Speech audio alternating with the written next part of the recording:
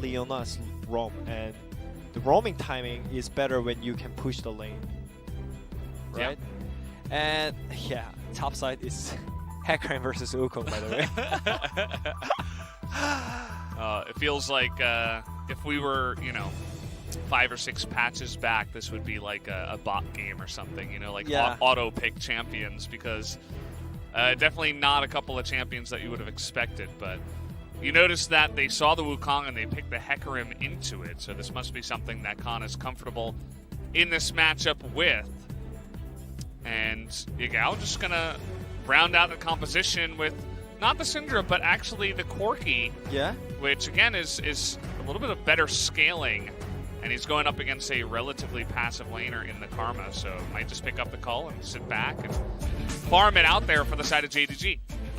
Yeah, I mean, they definitely picked it for the late games. Like, you have Sivir and Corki. How can you think about that? Like, oh yeah, we are picking Sivir and Corki, but we play for early game. Yeah, it doesn't make sense, The attack move composition with the Wukong set engage, and Sivir's just there for the movement speed. So I mean, I think JDG is gonna just try to help Wukong on the top side for the early game, and they are willing to just farm in the mid lane and bot lane. And I really think FPX is just snowball so hard in the game 2 compared to game 1. They have to get off on a similar foot to the way that JDG did in game number 1 to get ahead of this one, as we are going to hop onto the rift for game number 2 of FPX up against JDG.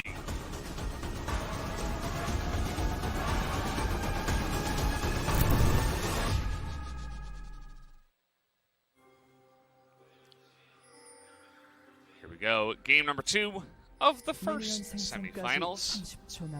Looking forward to the second one as well. We have Gen G up against Top Esports later on today after this best of 5 is complete, so hopefully you guys do stick around for that as well. But first we do have to finish up this one. So yeah, my question is LWX picked up Scorch as well? Because he picked up Hill. He changed. He learned. Yeah, he learned. And also, Lutmao is still sticking into that phase rush set, and I really love that, by the way. Oh, Gathering Storm. Gathering Storm. Okay. Okay. Nobody has picked up Scorch in this game. Yeah, I think that is his lost pride. Like, that you have to save. Because you can accept that Hill was better. Yes. But like, he's like, nah, but really, seriously, Scorch? No. Yeah, no Scorch. There's no way I'm going for the Gathering Storm. But anyways, Tian got enemy red buff, invading freely into the enemy jungle, and he's already having fun time compared to Kanavi. And I feel like Kanavi doesn't know about it, or is he gonna invade enemy red side as well? It's a good question. I mean, there's really no warding or any kind of information. I mean, the only thing would be maybe Zoom sees the angle that Khan is coming into the top lane from. Oh, and it looks like Kanavi is just going for his red, and Olaf already got the Raptors at 2, by the way. Oh, he changed. But he's on Vision. I mean, that's a really new ward, too. So Tian is just going to see him here. Might be spotted. That's a weird positioning from Crisp. Okay, we got the 1v1 going on here. Kanavi up a level, but it's up against an Olaf, so he doesn't really want to take that fight. First blood onto Leona. No flash of Tian. Down there. Tian. Oh, wait, what? Oh, he's going to get healed up. This is a disaster for JDG now, as the Q from Doinby is going to sail wide, and that is another early lead. Except this time it's for FPX. That was just complete out-jungled by Tian, by the way. He just invaded enemy topside jungle and just came back to his red jungle with the vision control that maybe it's from Doinby, I suppose, because he got the lane prior to, and that was pretty new ward too. So it was pretty much from Doinby, the vision control, and everything was just perfect, and Chris was ready for the skirmishes in the tribush as well. Yeah. So we're just going to take a look at the replay. Tien saw him coming, and they win for the fight down here on the bottom side as well. Yeah, I mean, it's Poke Varus versus Seer, by the way. You see that dodge by Crisp? Yeah. That was pretty sick. And also, I mean, yeah, that was clean flash and heal by LWX as well. I mean, it's still not done yet. It's 2v2 randomly. Okay, Tien's getting double in there. buff. He's got double buff, and he's going to work on the Conqueror. Yagao. He's just going to smite him down. Man. And the Triumph comes in. 4-0 at 4 minutes. FPX are angry after game number 1, and now they have full control of this game. If it's a Scream game, you can just pause and ask for next. a remake or go next. Yeah. You know, it is actually happening pretty often. And right now it feels like it is that kind of game right now. I mean, it is true that they have all the game comp, but Karma Doinbi is just diving top with TP. Yeah, just going to lock him down, take all the turret aggro as the Ignite is going to pick up the kill and hand it over to Khan in the top side. We're going to have 2 stomps in a row, it looks like here, guys. Except not for the same team. Yeah, I mean, this is the reason why I predicted FPX to win it 3-0 cleanly. Yeah? But yeah, I mean, unfortunately, the game 1 Kanavi Nidalee happened. But anyways, this is why FPX is like considered as world best team. Like, even though like they couldn't made it out in LPL spring split, but still they have new card Khan, and yeah, that was just clean Karma and all of synergy between Doinbi and Tien. And I don't think you really want to fight, especially in fight, with that Conqueror double buff. No, you don't. A guy who also picked up the 1 kill from earlier, and then just another clean dive up here. Yeah. Karma, you may not always think of her as the best diving champion, but actually if you can leash someone down, it's sometimes it's hard to flash away from that ability from the Karma. Yeah. I mean, I guess at this point, I can understand why a lot of LPL fans said that. Oh, by the way, it's all in. Yeah, level 6 to level 5. He's going to get the double knockup, but it's not really going to do all too much. Rotation now down to the bottom side. FPX, I mean, there's no questioning it. They know exactly what to do from ahead. Yeah. And they're showing it to us right now. That's a disaster. You are really losing like potential 3 waves and plates too. And you're playing against Poke Varus. And if they actually lose this game, then a lot of people are going to ask about it. Hey guys, why didn't you ban Varus? Yeah. For what reason? And anyways, I'm going to keep talking about it. Like, LPL team, a lot of LPL teams said that DRX is kind of LPL style kind of team. Yeah. And I can see the reason why it is true, because they really like to be one-sided, you know? Either you win it one-sidedly or they lose one side. Yeah. This way a lot of their games did go. Yeah. As the aggression never stops. I mean, this isn't the end. By the way, a second troll ward is going to be put down here by Lumao. Yeah. We'll see if they check the brush again. Yes, they will. I'm just going to go ahead and clear this out as the pings do come out to alert that to them. The bottom lane kind of in shambles here for the Sivir, and also the jungle very far behind. 0 and 2 is Kanavi. I mean, the thing is, I don't think Yagao is gonna exist in game until 20 minutes, while Doinbi is just roaming top 24/7. But nothing is happening. Yeah, that was the timing was a little bit off there. There were only 2 minions by the, when Doinbi did hit the lane. So yeah, but still, I don't think Yago is gonna exist in this game until like 20 minutes. He has here into Cole and into Triforce as well, by the way. So they really need a lot of time, and especially when you're playing Graves jungle, you also want to farm too. So I think JDG's strategy is just like farm, farm, farm. Loken got the call as well, by the way, so. Yeah, they really want to farm it up, man. They're just hanging on to the lifeboat, you know? It's really windy weather. There's waves all over the place. A tsunami is hitting, and they're just hanging on for dear life. Yeah. That's really all they can do at this point. I guess like JDG is having some break after the game 1, you know. They had kind of rapid game by themselves, and guys, it was pretty fast in game 1, so maybe you can just chill out for now. Yeah. Drink some wine. Drink some wine. And get some biscuits with coal. Biscuits, yeah, that sounds good. Yeah. I can get behind that. There are not many biscuits in Korea, to be honest. Yeah, true. Why haven't you guys gotten on the biscuit hype train? And there's another biscuit. Well, he is going to be able to get away with this flash, as that's kind of a hard gank to pull off, but actually it does amount to getting a very important summoner. So nicely done there by Khan. That's one of the strengths of the Hecarim. Ability to roam a little bit from whatever lane he's in.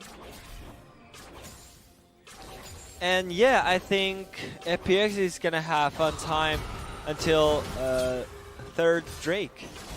And it's gonna be Cloud or Mountain Drake, so maybe it's fine for JDG at least. But what about the gold difference? Right now it's slowly increasing and stacking up. Yeah, it was 2,000 about a minute ago. Now it's 3,000. Yeah. And, well, here we go again. Botar is gone. Khan is moving. Doinbi was just moving already, like dancing all around the war. I mean, this is just way too clean a rotation by FPX, and I don't think JDG can ever do something into them. Khan? Maybe? Okay. Hello? Hello? Yeah, I mean, he's waking up. It's probably okay. don't want to face check that brush. Yeah, he is the Hecarim with the ultimate, but still. He could have been locked down. And yeah, it seems like easy 2nd Drake for FPX, and oh, I mean, JDG is kind of stacking up onto the top lane. Yes, they are definitely just giving up Drake for free. Oh, that's a huge amount of damage to come out there. He just lands the leash into the chains of corruption. He's not backing out, by the way. Yeah, he's not going to be doing me here in a bit of trouble with the Ignite coming down, but the last auto from LWX. He's going to pick up 2 now in the mid lane. Get that push going. Will be, by the way, a Mountain Soul. So it's not quite that feeling of FPX from the last game where they thought maybe they could sit back against Cloud Soul. They're going up against a legitimate Soul here. And they've got a pretty fed Varus to boot. So not to mention the rest of the team. And so they must be feeling pretty happy about their current situation in this one.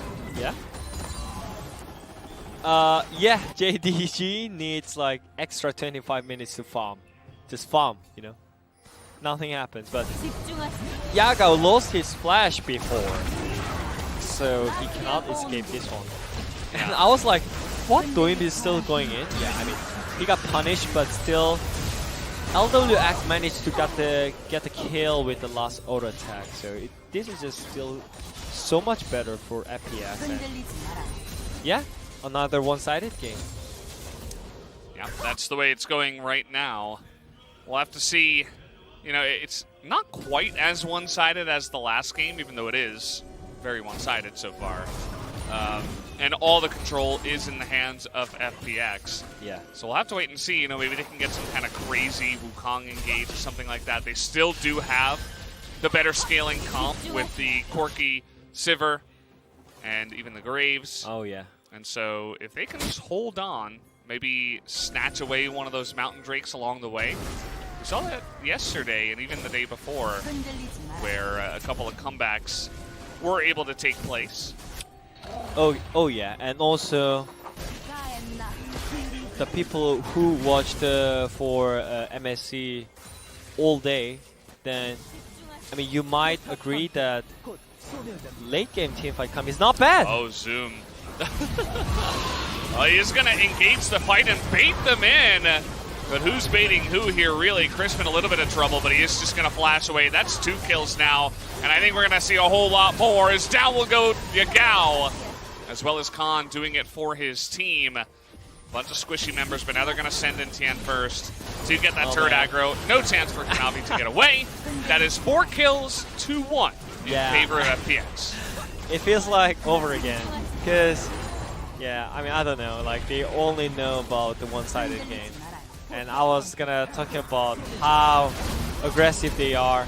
And I really don't think it was the timing for JDG to pop off, because I do believe that Corki has no items. Yeah. I mean, they have package, but you know, Varus has almost 2 items while Silver, your team's Silver is having fun with the Caulfield Warhammer. Yeah. 2 items, by the way. Look at their items. I mean, look! Look at their items. Warhammer! By the way, Set died again. Kind of go without mentioning. Okay, I mean, yesterday Lutmau's Set was like shining, but this time around he's not shining at all. And Crisp is actually doing so much better job than last game. And look at Khan. Yeah, I mean, he's just running. He's running it down mid in the good way, as a Hecarim, not the int way. We're gonna take another turret, and yeah, I mean, there's really, again, we find ourselves in the situation Wadid where there's not much more we can remark on in terms of strategy in this game. You know, we mentioned that yes, JDG do have a nice scaling composition, but is it realistic that they come back from down 7,000 here at 15 minutes into the game?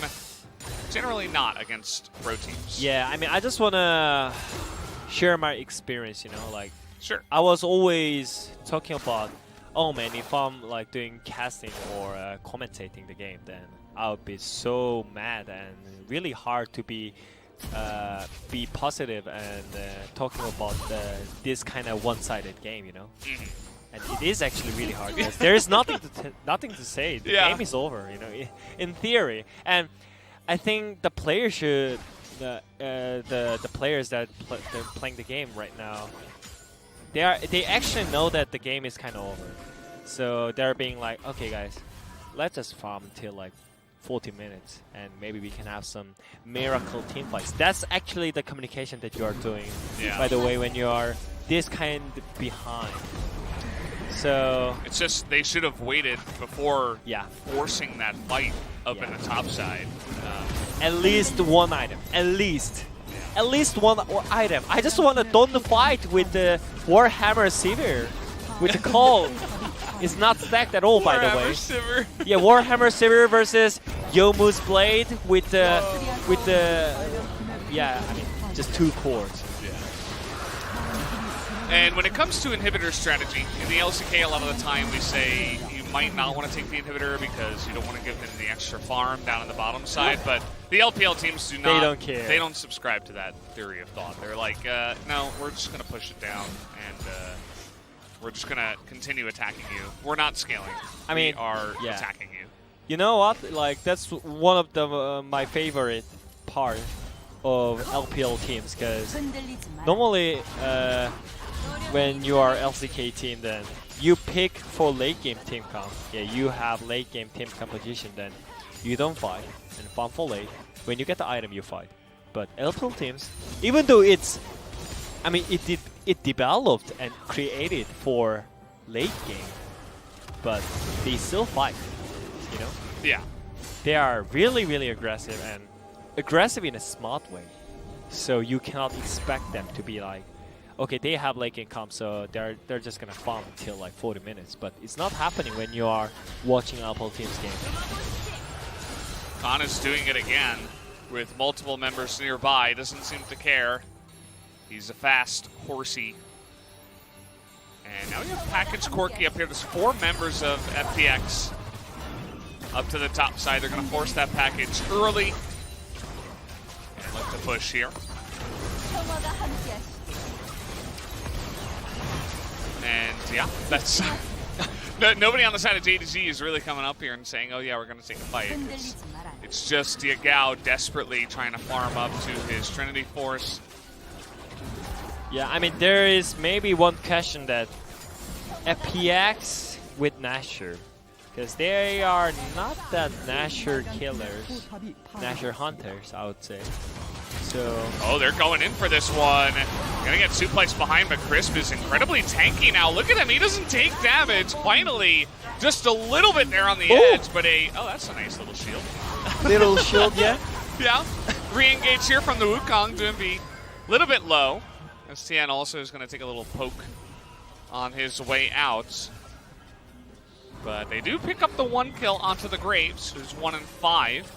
Kanavi's performance this game, quite the opposite compared to game 1. And everything is just going so well for FPX, and I don't think they need to get Nashor at this point. Yeah, I mean, they can just end without the Nashor buff, the Baron buff, so they don't necessarily need to risk it. Yeah, it will depend on the scenario. If they find JDG in a bad spot and they kill like 3 or 4 of them, they're probably just going to go for the end. Yep. If it's close, you know, if they're like 1 ahead or 0, they might go for it. By the way, still a nice amount of poke in this composition with the Karma and the Varus. And even the Olaf throwing a couple of undertows in there. Khan in a awkward spot here. The Wukong actually does a nice amount of damage as Kanavi. We've seen a couple of sad Graveses in this series today. Just getting poked out by the Varus once again in game 2. That was nice. Okay, that's a set underneath the turret as he's locked down for what seems like ages. The flash forward.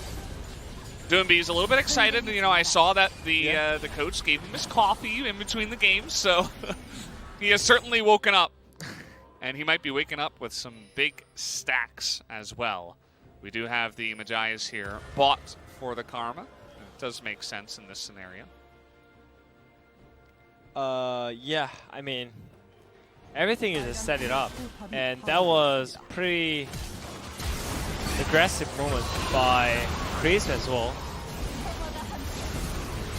And also when you're playing against Sivir, it's really like kind of simple but really hard at the same time to just stack up some skills so that just make the shield useless. And that's what they did against Loken. And I mean, he didn't die yet, but anyways, they are keep pushing. They're getting every objective that they can get. The turrets, kills, just everything is smiling for FPX side. And happy faces here. Yeah. And now 7 seconds until Mountain Drake, Mountain Soul. They can easily move down and take this one. I want to see how JDG respond to this. You see a lot of pings, assist pings on the Baron. I think they're just worrying about them going Nashor, because I think there is no chance for JDG to try Nashor because they have no damage. And especially when you're playing IE, I mean Crit AD carry, then you can do Nashor pretty decent after you get IE, Infinity Edge. Yeah. But, you know, like I don't think this series is gonna have IE the end of this game. Hey, he's pretty close. I mean, pretty close, but I think he's on his way. They can just end the game before. Yeah, we'll see how FPX do want to go for this one. With the Mountain Soul, it will be quite difficult to do much up against this team because it's not just the item difference, it's the level difference. The one person on the side of JDG who's doing a good job in levels, though, is actually Yagao, who's level 14. Yeah. Has been just straight up farming the entire game. As you did mention, that's kind of the strategy here for JDG's composition. Now he's at least a champion. He is existing. They're going for it, by the way. Here comes the package through the entire lineup. LWX is going to get burst down. Loom out of the back line does so much damage. And with Zoom following it up, that is 3 kills now for JDG against a team that was so far ahead of them with Mountain Soul. The engage was just too good for JDG. And Loken is definitely getting his higher. Oh yeah. And also that was insane, incredible engage by Yagao and follow up by Limo. Absolutely. The mechanical plays there from JDG as it goes con. That's going to be one, make it two. He's still full health. Though there's still a heavy amount of damage left available. Here you go. It's going to look to punish. As he flashes forward. Will it take damage to it? Absolutely not. So, yes, they get the 3 kills to their own. And I think FPX kind of just reset the game. Take a look at this beautiful game. Oh, yeah, I mean, it was thought from the that he pulls Varus into them, and he tried to flash out, but got pulled back by Yagao at the same time, and fortunately for FPX, they had one good victory outside, so they plucked the Nasher, but if they lost Nasher, I would definitely think that JDG can stall out for 5 minutes, but right now, Nasher is still up, and Hackram is bad. I mean, everyone is still bad. Maybe the magic decks are gone, but For the ult there is a little bit much. Kanavi on the Graves is going to be very hard to lock down. yep. I mean, it's not bad. But the problem is, what if the time goes on?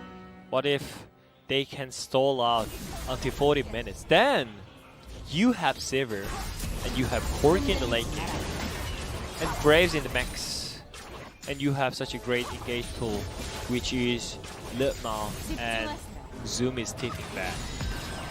So I think everything for JDG right now is all about the late game, and they already had successful time in the mid lane team fight, so I don't think they are worried about too much compared to before, but still there is so many tasks that JDG needs to come over, and definitely FPX is still ahead, and if they can get this mid inhib turret and get 2 inhibs, potentially 3 inhibs, but Oh, Kanavi in the front. He's going to survive, actually. The Olaf not able Hecarim. to quite die, but the Hecarim can do better than you, Olaf. He's going to get the 1. He died, Actually, though. does get burst down. They're going too deep. The turret's still alive here. FPX, we would have thought that maybe after that last engage they would have learned a little bit. I mean, they're still ahead, but yeah. you got to be careful about just straight diving turrets after losing a team fight and items being picked up. As you mentioned, the IE was available there for Loken, so they're going to be able to group up, pick up the inhibitor. We got a minute 30. Oh, they didn't get the inhibitor. What? Okay, Okay, that's... interesting. I think in this case, with the Elder coming up in a minute 30, you want to take that down. For sure. But they just got a little bit too pressured to back away. And also at this point, I think they are really thankful for the Mountain Drake Soul. And then look at here, I mean, I thought they kited out this engage really well by JDG, but Khan was pushing topside, right? He was like right into the face, while Sivir is just getting melted by Varus damage, and that was great flank by him as well. Yeah. I understand the thought process of FPX with the Mountain Drake. You want to, because you're going up against a Sivir and Corki Graves. I mean, they have really excellent wave clear. So when you don't have the Baron Nashor, it's difficult to just straight up push waves into the enemy turret. So they say, hey, maybe we can dive into that weak backline and then push the turret. But it didn't quite pan out as they would have hoped. Yeah, they're playing against Sivir, so you must play on 2 lanes at least, you know? That's the just theory to, I mean, textbook to play against Sivir, right? How to play against Sivir. And they kind of did well, it seemed like, but I think the point that JDG can actually stall out is because of Yagao's Corki. When you see the team fight, he's always just melting the front line really easily, and he already got the 3 items. So I don't think like FPX is that far ahead anymore, because I'm not sure about the 5v5 at this point. Yeah, we figured that the Mountain Drake would help a lot, and you see that there are a bunch of resistances picked up on pretty much every member of FPX, but the damage, the pure damage that JDG's composition has is still difficult to deal with, even if you do have that Mountain Soul. Okay. Although the Yagao focus coming down, that is a very valuable stopwatch, let me tell you. As Yagao is going to go through them with the package, but he is going to go down as the Elder gets taken by the Olaf at the same time. But look at Loken, he's still alive on the back line. They're doing that damage, and Zoom with full health is actually winning against Elder here, as it is 4 versus 3.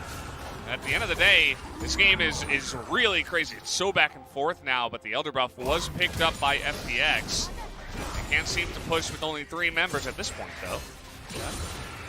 I mean, if JDG got the Elder Drake, then that was a complete disaster, but it was really great engage and great stopwatch at the same time, but he already lost the HP, so all the things were looking great for FPX side, but luckily Loken got enough items to deal a damage on their front line, and during the team fight he was keep kiting with the Yagao. I mean, Yagao just died instantly after he uses the stopwatch, but still, you know, it's all about mid and AD carry those damage dealers, you know. One of the damage dealers is alive, then successful. It's fine.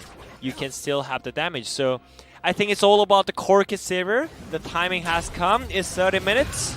Elder buff with the Nashor buff with the Dragon Soul, and if they get this, they should able to end this game before next Nashor buff, in my opinion. Yeah, that's what you would imagine. And you can see that JDG, they're not really concerned with this here, as they're just going to send Zoom bot. Have him push down the turret a little bit. TP did come in from Khan, so he actually did use that. I was thinking maybe he was going to save it for an engage. Yeah. Because, I mean, you got TP Righteous Glory Hecarim, right? You're going to look for the insane TP engage plays, but instead he just goes up to the top side with the Baron buff and is going for the push. He's going to look at the wave clear. Attention. So the wave clear is real, so they really need to play on at least 2 waves, but they look like really afraid to take 5v5 at this point, because it's open in it, right? You don't need to bring waves, so if you are ahead, you just go in and, hey bros, you guys really want to fight 5v5? No, we are far ahead, so just back out, give us free inhib. But right now, even though there is no inhib turret, FPX is kind of afraid to hit this inhib. Yeah, finally they're going to move up because both Yagao... It's easier with the waves. Yeah, the waves come in, and they all rotated up top side. So they're just going to give away these 2 inhibitors here. They just gave up, by the way. Yeah, 2 after those timing, I thought it was really great defense. So if they lose this top inhib as well, then I don't think this is great news for them. Oh boy, Loom out. See you later. It's going to be locked down by the Chains of Corruption straight up there, as the 3rd inhibitor is going to go down. And FPX with the Baron buff. It's still a minute 18. They're going to push in, but Zoom is going for the 4v5 engage. Into the back line here is Khan. Just getting so much attention onto himself, but he is going to go down. As, yes, so will Zoom, but Yagao and Loken still available here, even Kanavi. Can they do anything to stop this push, though, is the real question, as Kanavi is going to be hunted down. Right is glory. Down will go the Nexus turret, but in goes Yagao. They're not able to take down the Nexus just yet, but they're on top of Yagao, and they finally will take him out, and now it's only Loken. But Lumao does come back, but it doesn't matter, as Loken is just going to be burst down here. This game should be FPX's. As you can see, Lumao desperate, very desperate to do whatever he can from this point in time, but the Nexus will go down. Game number 2 will go the way of FPX in 33 minutes. And we do have a tie series here, 1-1 in this best of 5. Yep, that was just a game to describe FPX itself. They just know how to use their mid lane to just dive top lane and I mean, their ball lane was also playing so much better than last game. I mean, they were playing against Varus as a Varus, but this time around it was Sivir, which is not considering as like great AD carry, even though it got buffed. It was kind of first time it showed up in the competitive league, right? So I don't think that was a lot of draft issues, but still, you know, as I said, it's really hard to get the balanced mid AD champions, because you have to think about the early game and mid game, late game. But it was way too much for the late game potential, in my opinion. So it's like I think they were just thinking too much about the draft and just gave up Varus for free. And why did you ban Varus? Why didn't you ban Varus? That's a lot of games can be described that way. Although we did have a lot of Varus bans in the past couple of days. So I think after this game, I hope that we will not see any more Varus, even though we said that after game 1 that we